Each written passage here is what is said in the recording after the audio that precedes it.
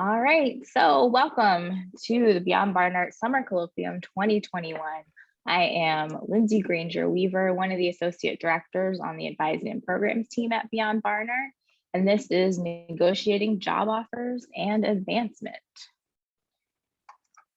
Right, so this is the basics of what we're going to go over today. We'll talk about, the definitions of negotiation and also some other considerations that you may have while as you approach your negotiation.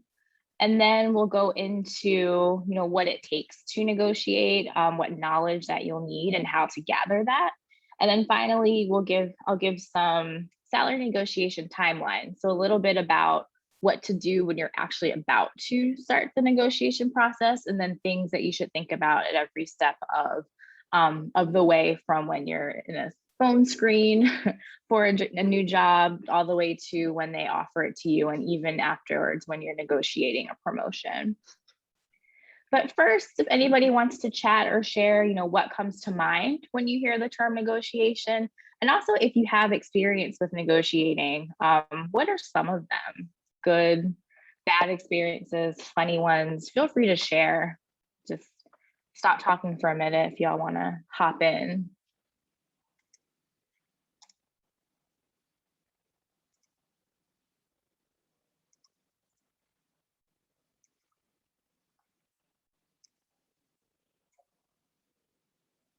Every funny experience I have, or every experience I have is pretty funny, and it always involves a car. Okay, negotiation means stating your needs, yes. Asking for better pay or benefits, also yes. These are very on topic. My experience was not on topic, but if you've ever had to negotiate for a car, or anything really, you'll get it. All right, so yeah, so those are really good experiences and good things that come to mind. So on the same page. But so some of these official definitions, so I mean, the basic definition is it's a discussion aimed at reaching an agreement, right? There are two parties, they're trying to figure something out. A little more relevant to this would be this like dialogue between two people or parties, hopefully to reach a mutually beneficial outcome, where one or more issues to solve a conflict where they can come about, right? And so thinking about this in terms of a salary, the conflict here is that the employer wants to pay the least amount as possible, as you would like to make the most amount as possible. And so that is a pretty significant conflict in some cases. Things to consider, since there are people involved, also biases are involved. And so it's really important to think about the ways that, what identities you wear on the outside, what identities people may assume that you have, and then how those may be received and perceived by the person across the proverbial negotiating table, right? And so I was recently watching, I don't know if any of you are soccer fans, but the LFG documentary about equal pay for the women's national team. And a lot of them were bringing up the fact that when they would first talk about this with the soccer association, they're like, well, you're women, you should be thankful, be happy that we're letting you do this. So it's like, oh, no, I'm actually really good and deserve to be paid. And so that's just one example of, people looking at a specific identity and assuming things. And I'm not saying that, keeping this in mind, you shouldn't change who you are at all or try to come across differently. But it's just another knowledge base to have so that you can then, use it perhaps to your advantage. So for me as a Black woman, knowing that it very easily goes to the idea of angry Black woman. That's always in my head when I'm negotiating. So win them over with honey, but still get my point across. And so it's like, think about this, the way that this information works for you, and just have that in the back of your mind as we move forward throughout this workshop. So next we'll talk about, the specific types of knowledge that you should have, specifically in terms of figuring out what salaries you should actually shoot for. And so the worth, it's really market rate. So market rate means how much people are typically paid, plus your individual skill sets and experiences, and that's your worth. Purely financial arrangements, you are worth more than a salary, not defined by the number that you get, but in terms of this, your worth in that financial terms. So research is really how you figure this out. So the more information you get about what people make, then the more likely you will be in the general ballpark for when you start to negotiate. It gives you a really good baseline for like what you're working with. And it also helps you be able to set your expectations for, what you would potentially be making in this next role.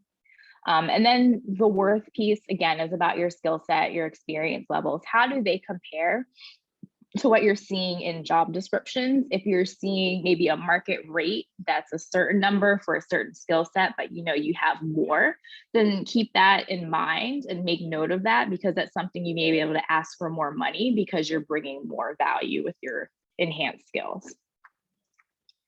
So these are all some really good places to find salaries and also provide kind of like more information. The salary finder ones are pretty standard. Indeed.com is also a job board. And so that falls into also this idea of looking at job boards, because a lot of postings do have salary ranges or posted salaries. And so you can start to make a note of the things that you're seeing. Nonprofits tend to pay less than private sector positions. That's not always true, but these two sites are good. One that I would also recommend is ONET, which is a very detailed career research database run by the Department of Labor. And they have not only any sort of information you could possibly need about a specific job, but also what it tends to be paid in a given area. And then for government salaries, again, they tend to be a little lower, similar to nonprofits, but government salaries also make up for it in benefits. But you can find that because they're always posting salary ranges. And so you can see if it is in like the general ballpark and know that, if there's one in a private sector company that's comparable to, say, a government job, but they're paying a lot less, then you can understand that you may be being underpaid in that position in the private sector, because again, government jobs tend to be a bit of especially entry level, tend to be the bit of kind of the low end of the range. You can also ask people. I'm a big fan of that, especially reaching out to folks on LinkedIn or Barnard Connect and really using that. The network, alums are, especially alums who are more recent alums, are a lot more open to discussing salary because it's become a lot more acceptable, to be honest. And so talking to people who are doing the work that you either want to do or are exploring and asking, what could a salary for this position be, or what would you expect, or even if the number offered on a job posting, you can reality check that a little bit by asking those people, what they think of that number. You can also ask recruiters, especially if they're more like general recruiters, you can also see, connections at specific companies or organizations. If something feels like a low ball or not, you can get that information from just generally asking people. You can also ask for a reputation, if they pay well or if the pay is comparable to what is expected. People tend to know kind of within the industry who's good for what. So if it's, I work in education, but a lot of my friends are in like K-12 education. And so asking, does this charter network pay a lot more than that one? Or does this one ask you to, live at your job for the sake of having a high salary? And you'll definitely ask those questions and are able to tell, which ones care about you as a human being and which ones maybe don't. You're looking for patterns. Not one specific figure isn't helpful to base a negotiation off of because it could be an outlier.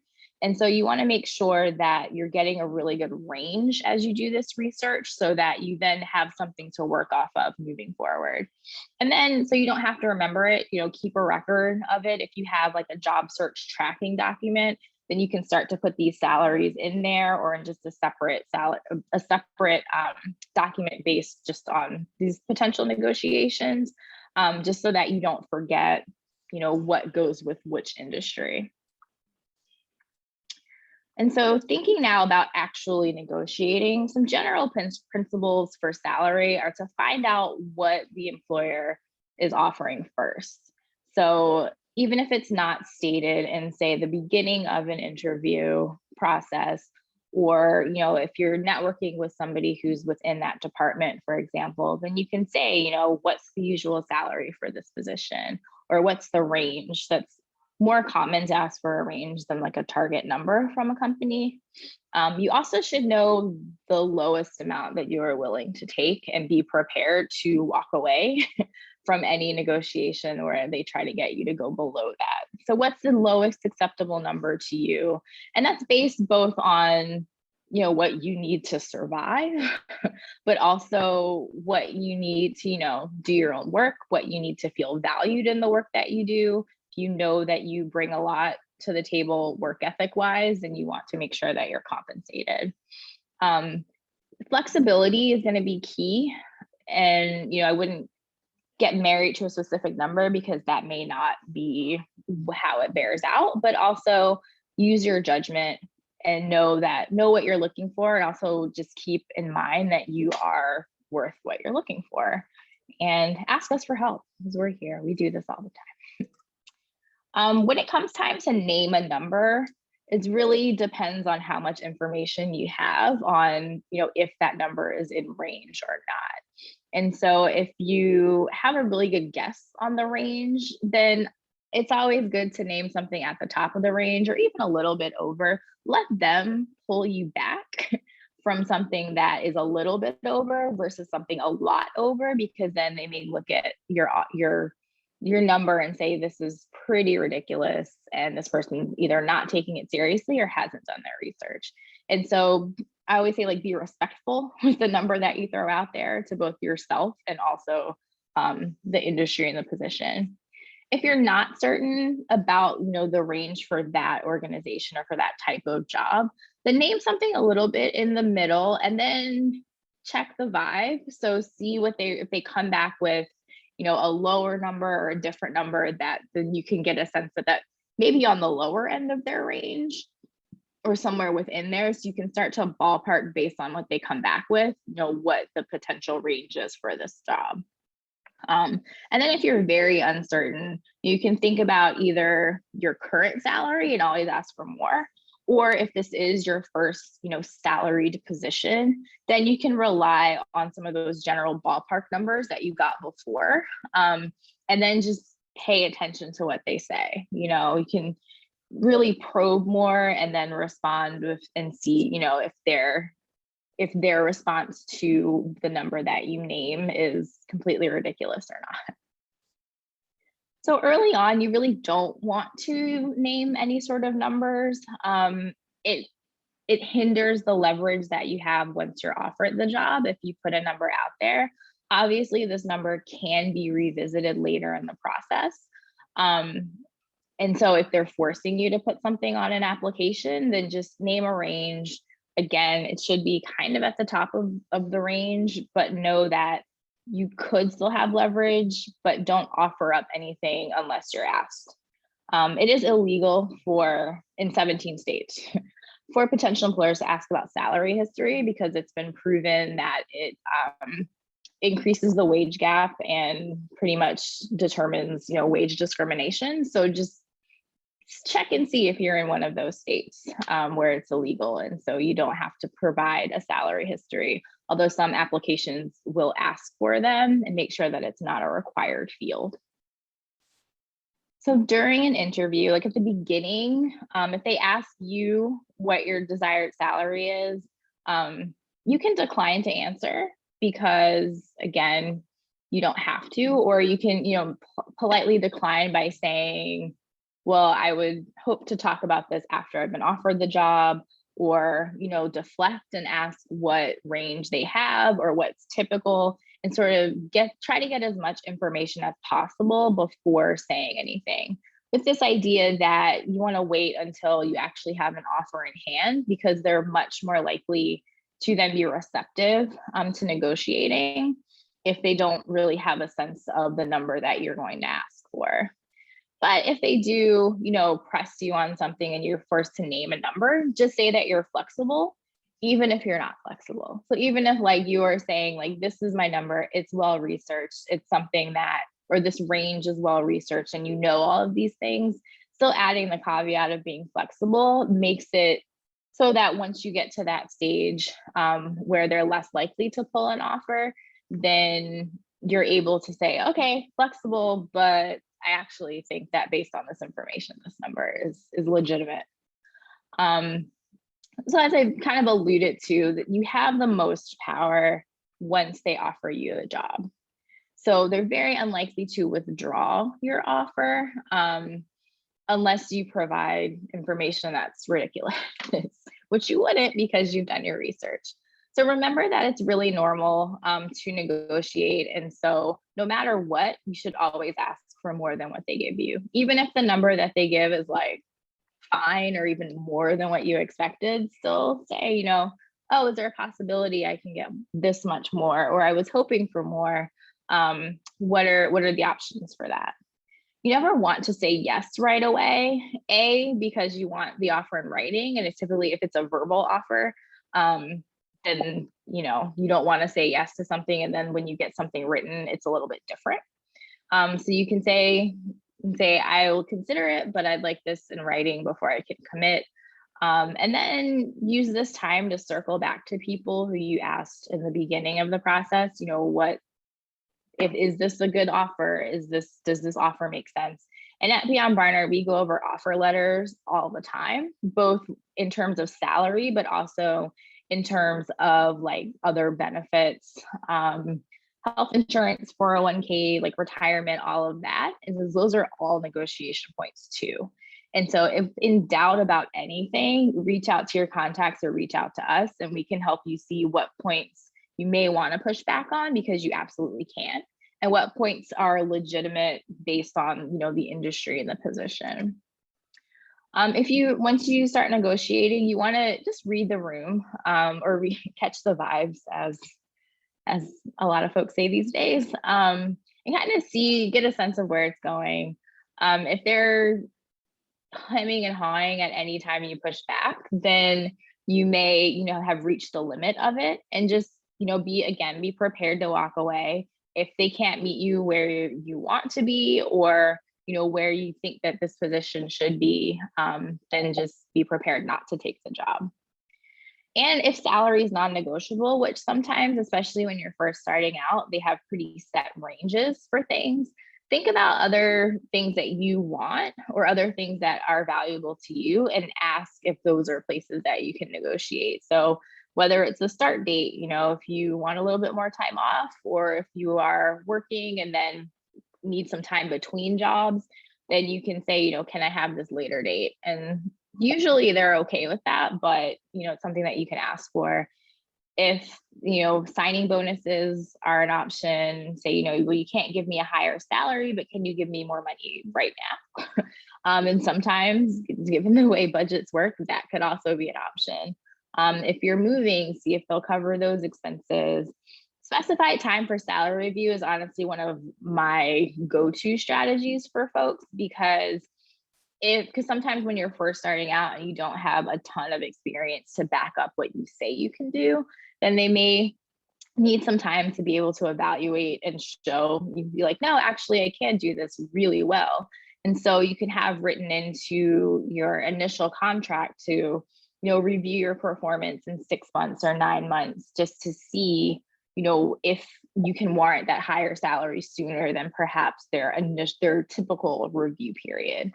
Also, you know, other things to think about. So training, conference opportunities, so professional development. It also shows, if there isn't already a professional development budget, it also shows that you're taking your role seriously.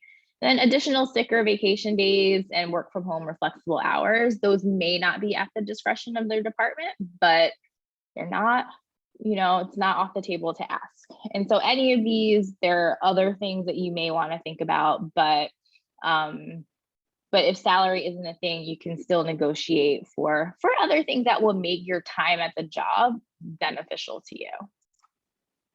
So other chances to negotiate. So if you want to get a higher salary, or if you want better perks, the first step is to understand what the processes are for these things. So typically, especially if the company has an established human resources department, there are policies and processes in place for raises and bonuses. You can ask about the review schedule, ask about what specific things they'll be looking for.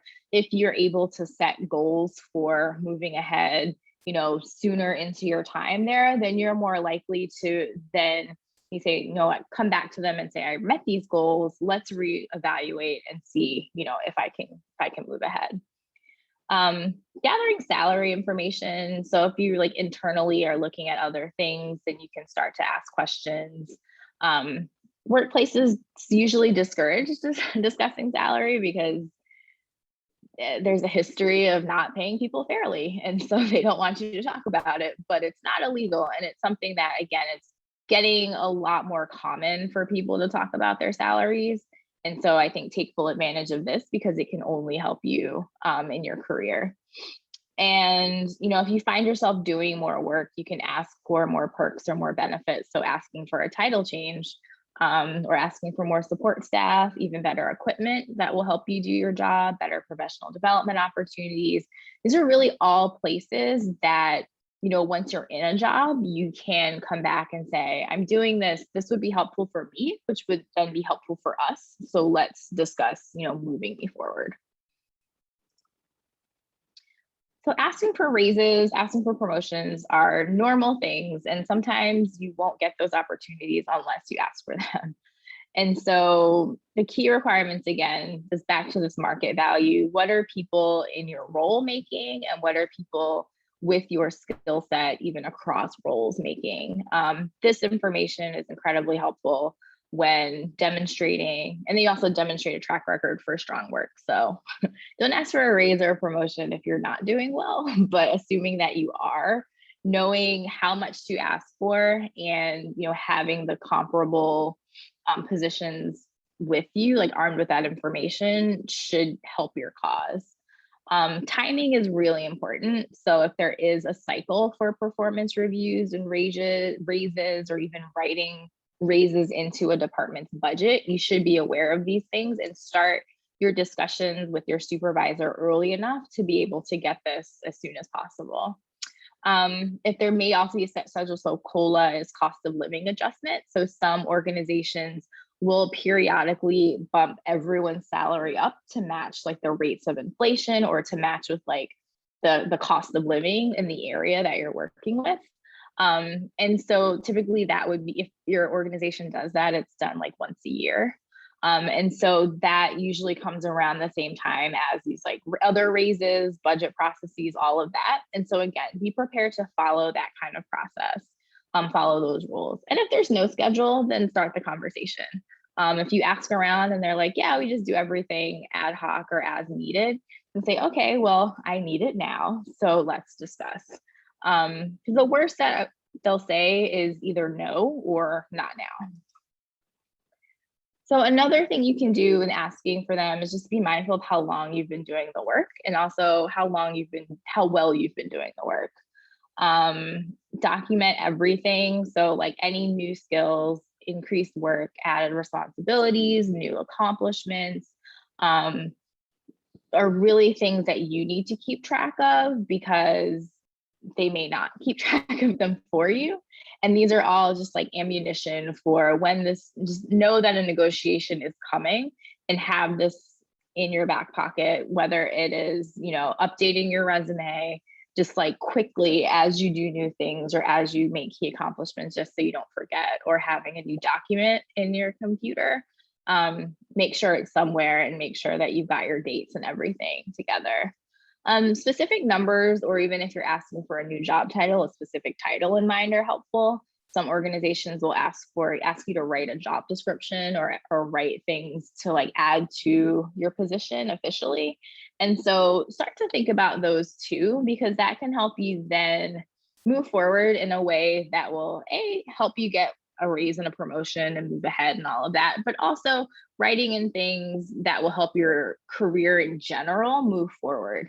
And so focusing again, so when you're asking for a raise, you definitely want to focus on your work accomplishments, not the fact that you may want or need more money, because you have to, like, they won't care.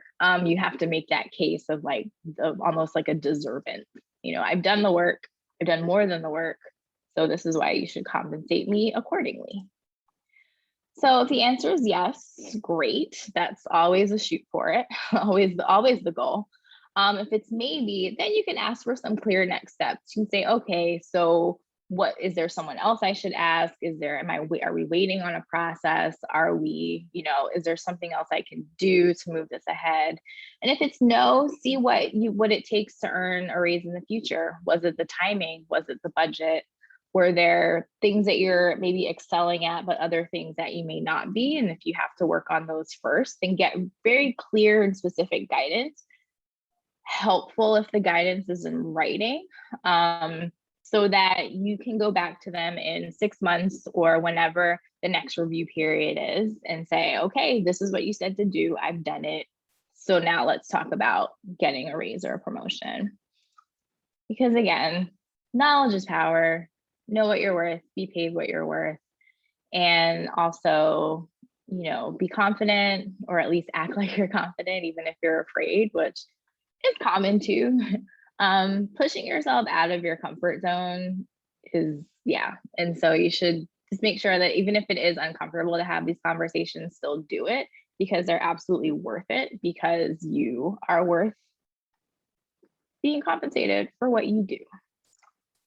So that is all of this. I left plenty of time in case any of you have questions. Oh, thanks. I love these emojis. They're awesome.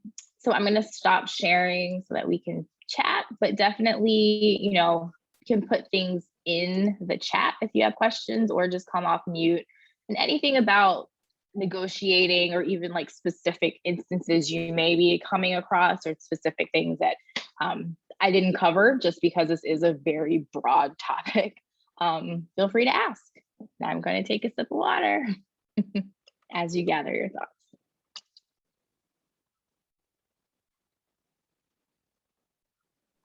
Can I just go? Is that okay? Yeah, you can just go. Okay.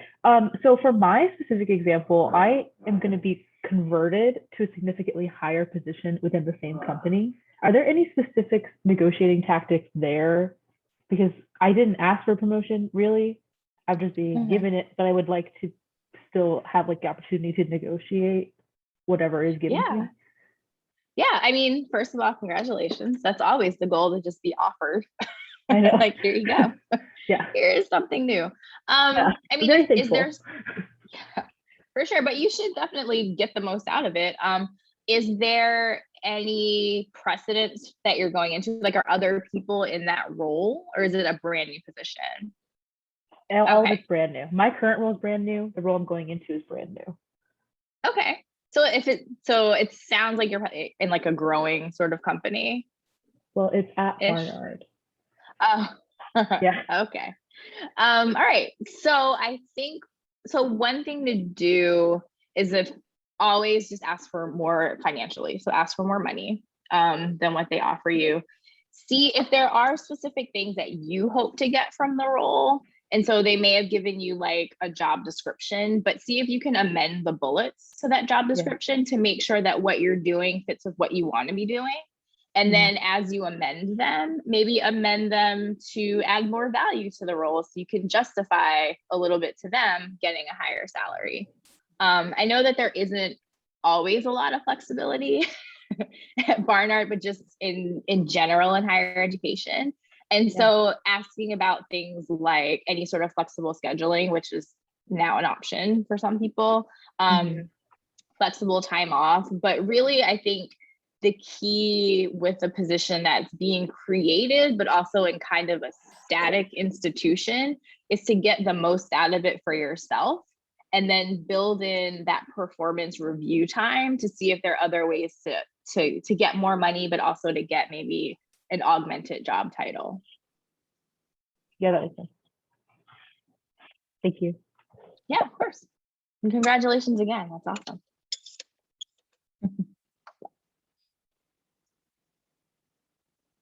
Any questions from other folks out there?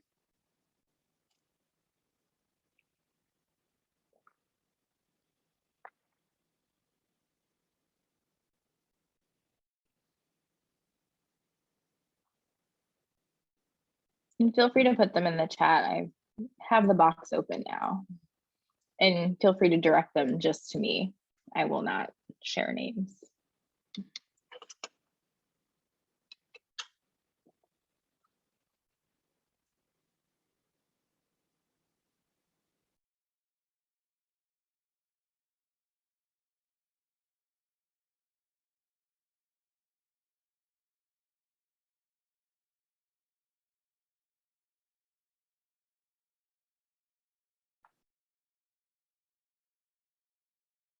Okay, so can you speak a little to analyst programs where everyone gets the same salary? Yeah, so for entry level sorts of like analyst programs, that is very common, people getting the same schedule. However, there are instances where you can negotiate things like a start date, or you can negotiate the benefits packages for those. I've seen, people saying, people like like my husband works in finance for his analyst program. He'd already had a trip booked for graduation and said, I need to start 2 weeks later. Is that okay? And they said, sure. So start analyst, so you can do that, push back the start date, see if you can also negotiate the signing bonus if that already hasn't been given. Checking in, one thing that's helpful would be to see what the benefits, especially like retirement benefits are, because the higher the match rate for that, the earlier in your career, the better off you will be for retirement, even though that may not be something you're thinking about right now. You should. And so it's really for those, it's going to be about negotiating perks and not necessarily salary, because for equity reasons, everyone is making the same thing. Have they, in your offer letter, you can look at some of the other things that maybe I haven't mentioned in this answer, and those are all jumping off points for talking to them about what more can you get from that program. And it could too. So one thing in many of these organizations, you can also ask for like dedicated time to meet with a mentor or meet with employee groups, so that you are advancing your career and forming relationships within the company at the same time, that are also kind of things that are within your schedule, so that it's not an extra from a job that's already pretty heavy on the extras. So was that helpful at all? Okay.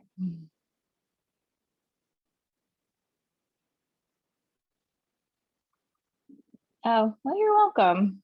I'm glad this was helpful. I'm still here for questions or anything that you need me to say a little more about that I touched on in the PowerPoint.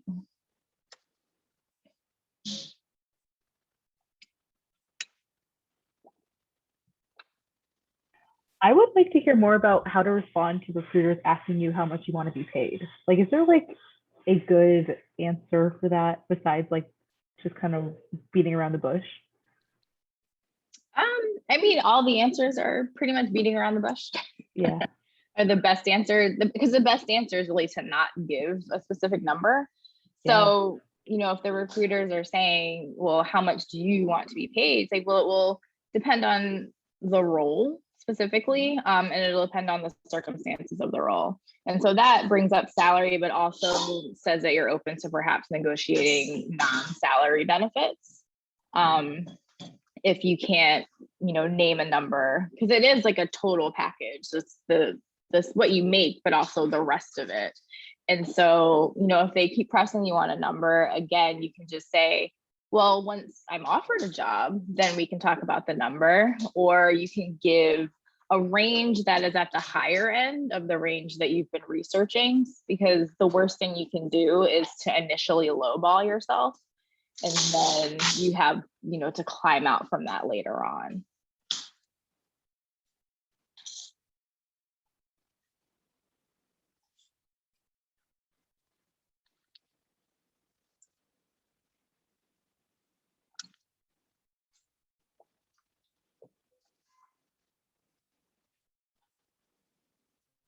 And so if there aren't any more questions, I can put my email in the chat. One thing that you can do, I was about to put my Gmail in the chat. That's not helpful. So one thing that we do have in Handshake are specific negotiation appointments that you can make. And so definitely, if this brings up anything, or if as you move through, your interviewing and hiring processes, this suddenly becomes a lot more relevant, then feel free to make an appointment. We can go over offer letters, we can go over, salary ranges, things like that. Just let us know what in that appointment request, what industry you're looking for and what you want to do, and then we can kind of go from there. So we're here in case you need sounding boards or a reality check or a little or a pep talk, a little bit of all of it. So thanks for coming and hope you all have a good rest of the day.